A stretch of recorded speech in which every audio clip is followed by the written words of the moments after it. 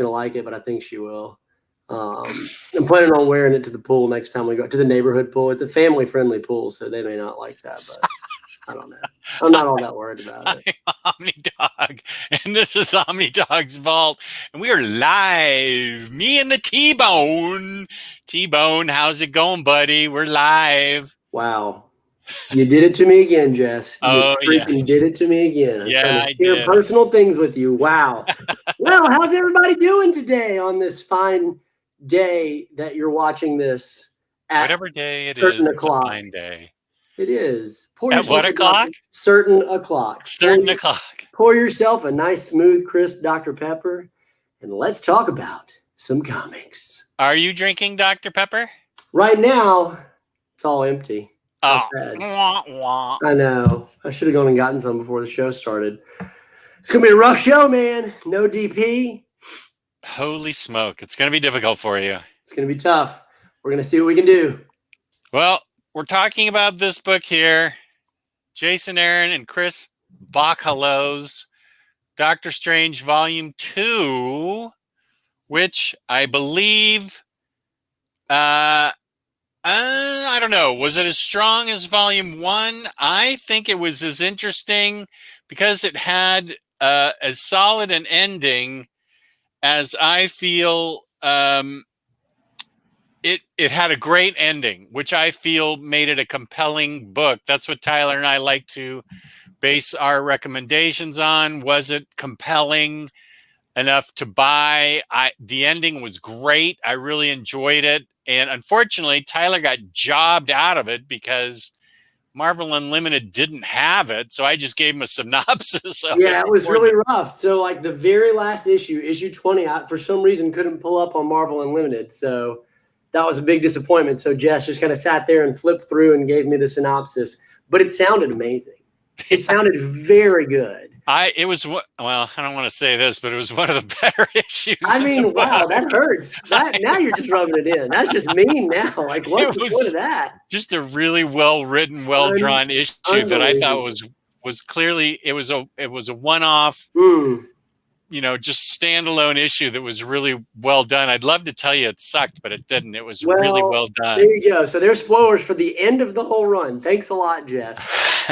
Unbelievable. Yeah, today we're doing a follow-up to last week's. If you haven't seen it, click the link in the description below. If there's no link in the description below, click on OmniDog's Vault and then just look for our other video. Oh, should I put a link to the previous? Yeah, put a link. Yeah, okay, absolutely. I'll do that. This is the part 2. So if you want to check out part 1, go ahead and do that.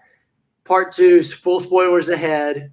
And a brief recap from last week. We loved it last week. Yes, we did. Absolutely loved it. We thought it was maybe the most fun thing I think that I've read since we've been reviewing these books. Out of all the books we've reviewed, I thought last week's was probably my favorite. Yeah, I would say with the exception of the ending of this book, it wasn't as fun as last week's. I agree. I don't feel it was as fun, although I loved the visit. I do love some Satana. Oh, that was great. Yeah, Satana's Cafe. What's that? Yeah, let's talk about the story. Okay. So you didn't feel it was as strong as the first few issues? Well, Baron Mordo and Dormammu, I feel like they're so 1960s that I'm kind of over them in a big way. I get that they had to be in the movie, and that's fine. They needed to be established. Yeah. But I mean, to me, I love a character like Satana. Yeah, that was a super fun issue. Yeah, that was really interesting where she set it up like hell. All these versions of hell were the hot thing. Yeah. And she needed, she didn't have enough rock stars, so she needed Doctor Strange. To be like a headliner performer. Yeah, to be her headliner. That was fantastic. Yeah, that was really good. I really enjoyed that.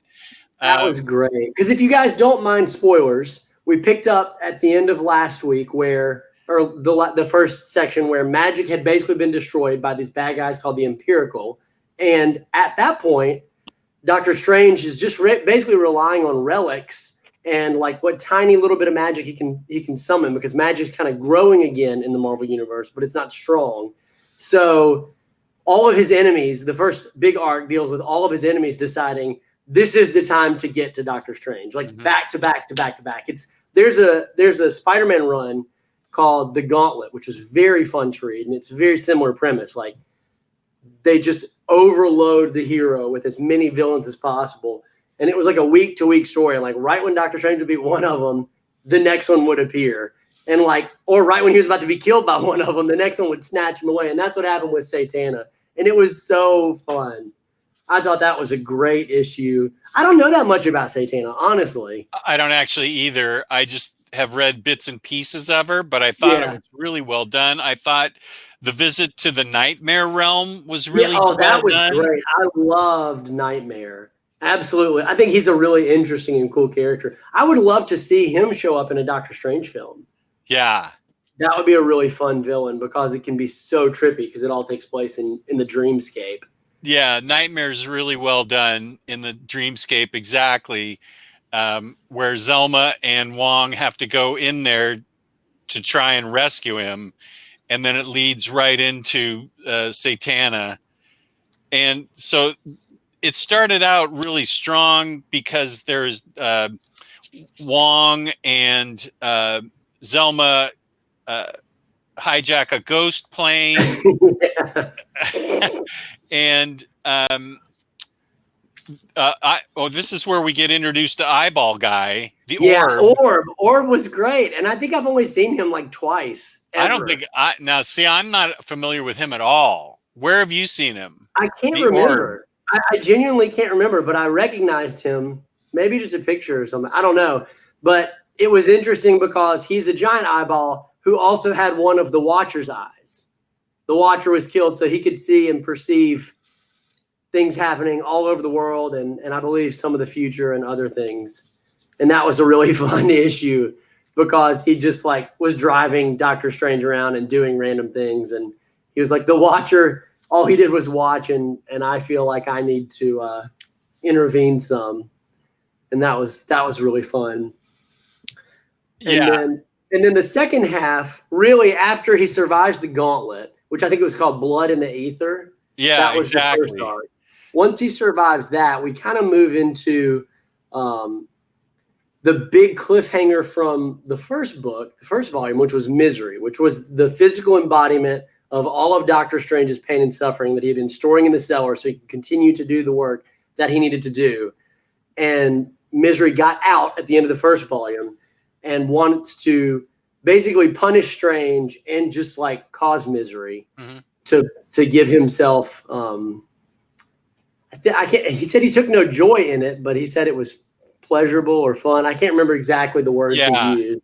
Yeah. But so he goes and does that, and so the second half of this book is dealing with misery and how they're going to stop him. So what did you think about that story arc? I liked it better. I thought it was interesting that he inhabited Wong.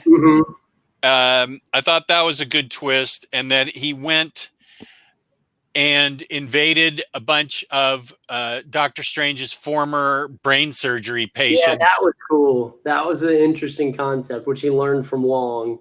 The way to really make Doctor Strange hurt was to basically undo the work that he had done as a surgeon. And then it brought in Jane Foster Thor, which I thought was a good twist. That was fun. There's one part in there because they bring her in and they say, he basically says, I need you. And she's like, oh, for Thor. And he's like, no, because you're Dr. Jane Foster. I need you. And she's like, I'm not Jane Foster. Yeah. You must have me confused. And he's like, I can see through magic. I'm not an idiot. I've known from the beginning. I just haven't said anything because I don't really care. But I need you now. So they perform surgery together because he can't do it because of his hands. And they're taking bits and pieces of misery that he put in those patients out. And there's this one great moment. I think it will come up. Let me highlight you so we can see it. I read digitally. Yeah. Where, there's Jane Foster Thor in her helmet and scrubs, which is really funny. And then there's this one spot down here where she basically is like tell me, are all of your team ups this bizarre and revolting? And he's like, yeah, pretty much. This is standard, which I just thought was such a good way to sum up this entire book. This entire volume was just like bizarre, kind of gross, kind of disturbing, and amazing all at the same time. Yeah. Bizarre and revolting. I know, that is really good. That was fantastic. And because so he just gorks they gork up all this just right. pain and misery. It's just eating it. And so kind of on that note of, well, since I was showing things, that's the segue to, there was a few things that were written really well, I thought, on top of the story being good and interesting. And again, I haven't read that much Doctor Strange, and somebody recommended a Doctor Strange book that I put on my list to read some point, hopefully in the near future, in the comments. So that was awesome. But it does seem a lot more bizarre and strange and weird than I had imagined it being and what I thought it was going to be. And a lot of that is the artwork, but like just the run overall. So I thought that's all really interesting. But beyond just the weird story elements that have worked really well, the writing here is really good because there's a lot of callbacks to earlier things. Like, for example, there's this scene where Orb and Misery and Mordo show up, and it's before Dormammu shows back up, and they're all kind of talking about who's going to fight. And Doctor Strange has a great line where he just says, in his mind, he's thinking it. Maybe you can highlight me again. He's thinking it, and he says, "Never stop punching." And that was a great callback to the first volume where he talked about one of the big things that he learned from the Ancient One was that even though magic has a price, even though it's really hard, never stop punching. And there was a few moments like that. One other one being they had an issue where it was between Dormammu and Doctor Strange is talking about how he remembered the first time he met Dormammu, and the Ancient One takes him to exercise Dormammu, and he gives him a gun, and he says, "Shoot me if my head gets lit on fire, because that means I've been possessed." And it was his first exorcism he ever took him to. And then like 3 issues later or 4 issues later, this is after the Thor situation, he decides he's going to exorcise Misery from Wong. And when he does, he brings Zelma a gun. And he gives a gun to Zelma, and he says the same thing that the Ancient One said to him. And I just thought that was really good writing. It wasn't heavy-handed. It wasn't like, oh, yeah, just like the Ancient One told me 3 issues ago, I'm now telling you, Zelma, you shoot me. But it was just really consistent writing, and I thought that was really cool. And they kind of built Doctor Strange over the course of these issues, and you can chime in here, Jess, but they built Doctor Strange over the course of these issues by showing you what he learned from the Ancient One as a disciple, and translated that to now how he uses it in practice, and now how he's going to use it to teach Zelma. Right. Who becomes his apprentice in the most fantastic comic book I've ever read, issue 20. Wow. Why, Marvel Unlimited? Why? It was, where she decides to take magic into her own hands. Now, part of this, I don't even think, the part on Weird World was not drawn by Bachalo. It was drawn by someone else. But then when she gets back to Earth, it is taken back over by Bachalo. And she absorbs magic, and so she has to become a magician temporarily, and then she decides to take it on permanently and become his apprentice, which I thought was really cool. And Wong decides to leave the Sanctum Sanctorum and hand it over to Zelma. And I really think I have to hand it to Jason Aaron. He turned her into, like, from a book sorter into a potentially major character that is very interesting. She held her own on Weird World, kept him alive as best she could, and is now his apprentice, and is now a possible sorcerer in training, I guess. And I think that he's done a really good job with her. And I think that he's made her very interesting. Mm-hmm. I agree, because when she came in the series, she was kind of bland and she was kind of just normal, Right. Which she was meant to be. Like in this series of insanity and weirdness and magic, she represents the reader who is also just normal. We're just reading along and you're thinking like, oh yeah, I would, if I was in this situation, this is also how I would respond. Like, this is crazy. This is wild. And you relate to her on that level, but he did a really good job of developing her, because sometimes when writers use characters like that as a gateway character to represent the reader, they're either really stupid or like, as in they don't follow what's going on. And so everything gets like expressly narrated to them, which is not fun for us as readers. Or they just instantly jump in and they're like, oh yeah, I've been here for one issue and now I too can do magic amazingly. What are the odds? Like, I'm the chosen one. Really good points. But he did a good job of giving her growth in that world as she progressed in her relationship with Doctor Strange and Wong. And at the end, it just made perfect sense. It felt super organic. Nothing about it felt rushed. Nothing about it felt cheap. It felt very, very earned, which I really think is a really great testament to his writing. Yeah, I agree. 100%. Really well put. Good job. I'm going to keep you on the air as long as I can. I mean, everybody else wants me off, but you have the final say. I don't listen to the mainstream, man. I carve my own There you go. You march to the beat of your own drum. Let's talk about the art, because Bachalo is amazing. Yes. I absolutely love him. And the time when I actually loved him the most in all these issues was this time right here. Can you highlight me for a second? Yep. It's not Bachalo. There was an issue in the middle, or Bachalo, or however you say his name. Bachalo, I think. It's an issue in the middle. Yeah. And now look at this. For comparison, look at that. I mean, that's just gorgeous, even though there's a glare and reflection of the screen. That's gorgeous. It really makes you appreciate how important his art was to this run, which we talked about a lot in the Volume 1 review. When you see another artist come in and you realize, like, man, this is what it could have been.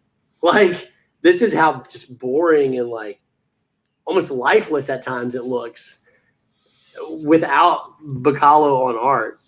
I loved his art. I thought it was great. That Dormammu was probably my favorite of all the pages, but really solid artwork. And which we talked about in the first issue, which we're both huge fans of, and we both don't think these people get enough recognition, but are the inkers. The inking here is just out of this and world. And the coloring too. The coloring in those middle issues, which you didn't care for the art necessarily, but the coloring was really bold, I thought. I agree. Yeah, I agree. I thought the coloring was nice in those. Whoever the color and inkers are just phenomenal. Like, let me look and see if I can. There's a bunch of them. Oh gosh. Too many to list. Well, I know you do, and I also very appreciate what a good job they did, because the colors in combination with the art made the whole series for me. I mean, the writing was good, absolutely, but it made the whole series for me. I agree. Yeah, totally. So the end sets up Zelma. I'd be in. Wow, someone's text message went off. That is so unprofessional. Oh, this is so embarrassing. I can't even. Whoever's that was is definitely getting fired. Like, absolutely getting fired. This is so awkward and embarrassing for that person. I don't know how to turn messages off on my computer. I turn it off and they still come through. Unbelievable. I don't know if I'll keep reading, because Bachalo and Aaron are done, right? Like, this Yeah, is I their think last Donnie issue. Cates is next. Well, I've heard really good things about. I'd be interested to know from the comments. Did you guys feel like if you've read the next bit of Strange, if it kept the same level of quality? Because I do like the setup very much. I think it could be really fun, but I just loved the art so much, and Yeah. I thought the writing was consistent and consistently good all the way through. And I'm going to want to know if he does something really interesting with Zelma. It would be super disappointing if he didn't, right? Right. I agree. Like, all this work, which is essentially 2 years of build up to this moment. Yeah. 20 issues plus an annual plus some offshoots. It's around a year and a half, something like that.